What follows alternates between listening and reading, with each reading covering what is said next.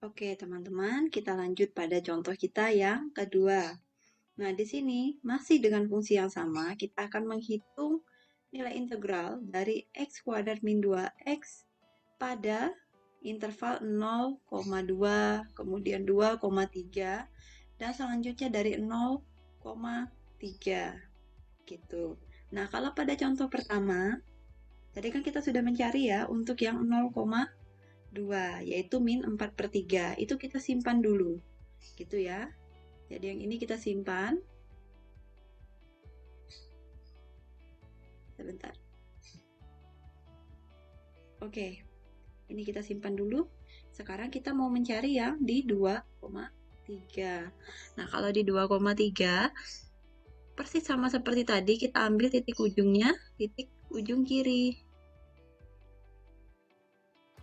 Ambil titik ujung kiri. Gini ya, biar nanti kita nggak bingung. Nah, kemudian delta X-nya kok berbeda, Bu?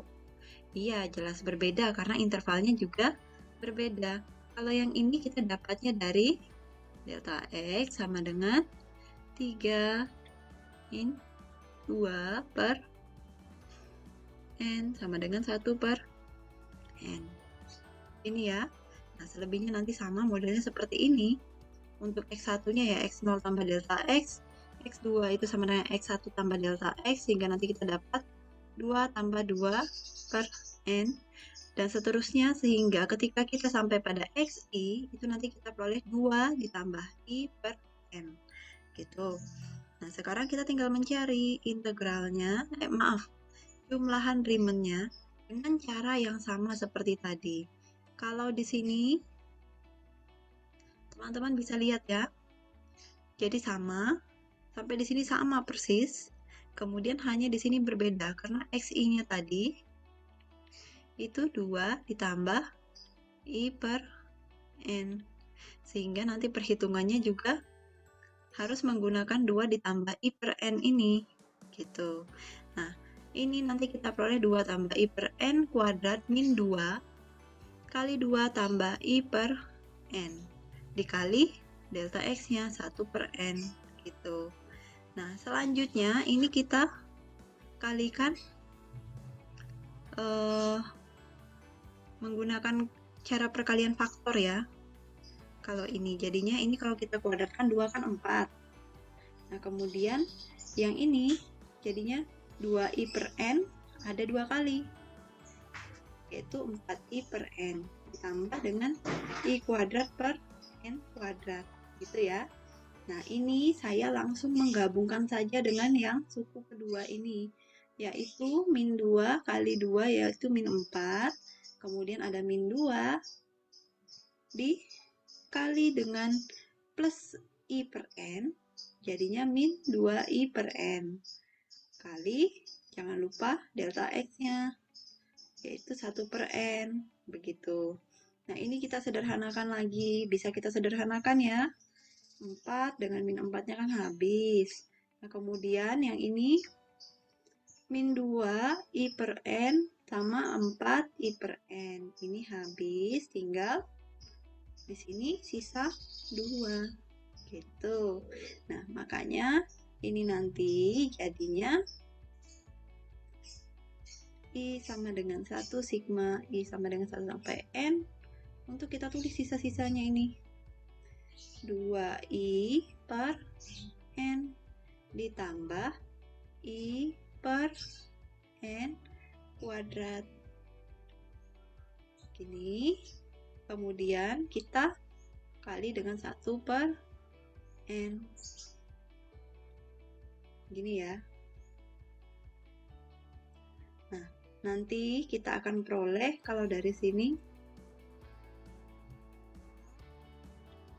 I sama dengan 1 N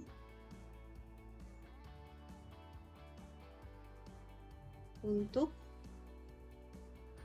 tinggal kita masukkan saja perkaliannya. Jadi ini 2 I per N kuadrat ditambah I kuadrat, iya ini ya, per N pangkat 3. Ini. Nah, selanjutnya dari sini, maka kita nanti peroleh ini. Jadi ini kan karena penjumlahan jadinya bisa untuk ini ya, sigma dari suku masing-masing begitu. Nah, kalau yang ini 2 per N kuadrat kali I-nya bisa kita tetap biarkan dalam sistem karena indeksnya kan menggunakan I. Sehingga yang ada di luar sistem itu 2 per N kuadratnya. Nah, kalau yang ini 1 per N pangkat 3-nya yang di luar, I-nya di dalam, gitu ya. Kalau bingung, ini nanti ditukar aja tempatnya. Supaya I kuadrat per N pangkat 3-nya di depan ditambah dengan 2I per N kuadrat. Begitu aja kalau misalnya bingung. Nah, selanjutnya ini ya sama. Caranya kurang lebih sama seperti yang di contoh kita yang pertama. Ini definisinya sudah ada. Menggunakan, bukan definisi ya, teorema ya. Teorema sigma. Ini juga sama di teorema sigma. Begitu ya, jika nanti kalian dapat dua suku ini. Dua suku ini harus kalian cari limitnya. Sehingga nanti untuk limit suku yang pertama kalian peroleh 2 per 6. Yang kedua dapatnya 1. Caranya bagaimana Bu? Sama persis seperti yang di contoh pertama. Tadi saya sudah bahas detail di contoh pertama ya, untuk mencari limitnya seperti apa. Jadi silakan nanti dibagi dengan pangkat tertingginya. Nah, kalau yang ini harus kalian uraikan dulu. Uraikan dulu, baru nanti dibagi. Begitu ya. Sehingga nanti kalau benar hasil dapatnya 2 per 6 ditambah 1. Nah, ini sama dengan 4 per 3. Gitu.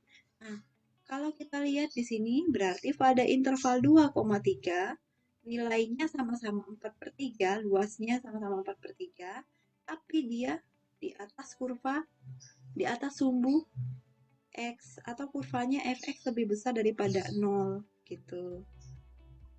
Nah, ini kita simpan dulu. Kita akan lihat perbandingannya dengan yang keseluruhan. Kalau tadi kita sudah mencari 0 sampai 2, kemudian 2 sampai 3, itu sudah kita cari.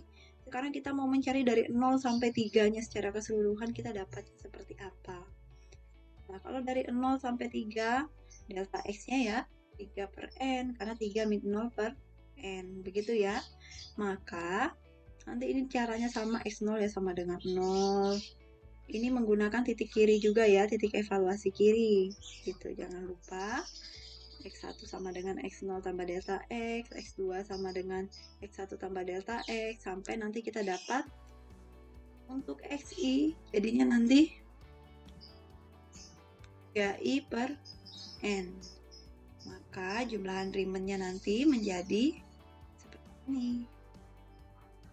Saya langsung masukkan saja XI-nya sama dengan berapa. Begitu. Sehingga nanti dengan cara yang sama persis nanti kita akan peroleh hasil ini. Ketika kita ambil limitnya, nilai limitnya, ternyata kok limitnya 0, Bu. Iya. Loh, memangnya ada luas yang 0 gitu. Nah, ternyata kalau kita lihat di sini, ini adalah luas. Jadi kalau tadi kita ambil satu-satu ya, teman-teman. Satu-satu dari 0 sampai 2, kemudian dari 2 sampai 3 itu kita ambil sendiri-sendiri. Sekarang kita ambil dari 0 sampai 3. Nah, definisi integral tentu dari 0 sampai 3 ini kita sebut sebagai luas daerah yang berada pada batasan kurva sumbu X, gitu. Yang memperhatikan atas bawahnya itu tadi. Luas daerah tadi ya, luas daerah yang berada di antara. Nah, teman-teman bisa lihat di sini. Ini untuk daerah yang pertama tadi. Saya misalkan sebagai daerah 1 ya. Yang ini 0 sampai 2 ini tadi. Ini daerah 1, yang 2 sampai 3, 3-nya di sini ya.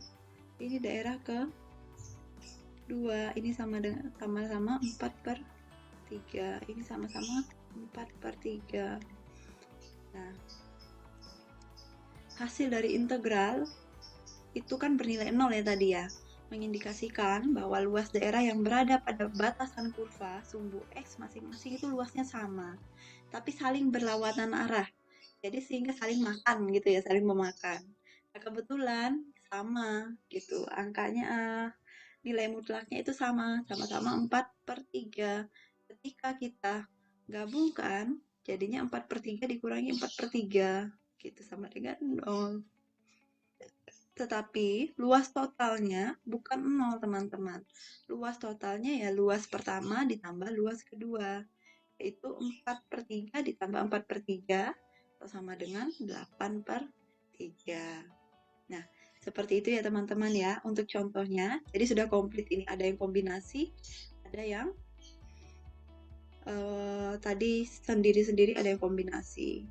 Jadi kalau awalnya itu tadi kita membahas kalau kasus umum ketika fx itu lebih besar daripada 0, kemudian ketika fx lebih kecil atau sama dengan 0, kemudian kombinasi keduanya. Ya, saya harap materi ini bisa membantu teman-teman ya untuk memahami slide yang saya berikan. Semoga tidak mengalami kesulitan ya dalam memahami konsepnya. Saya rasa sampai di sini dulu. Silakan nanti teman-teman pelajari, dilengkapi juga dengan yang ada pada slide PPT. Begitu ya. Terima kasih teman-teman. Selamat belajar.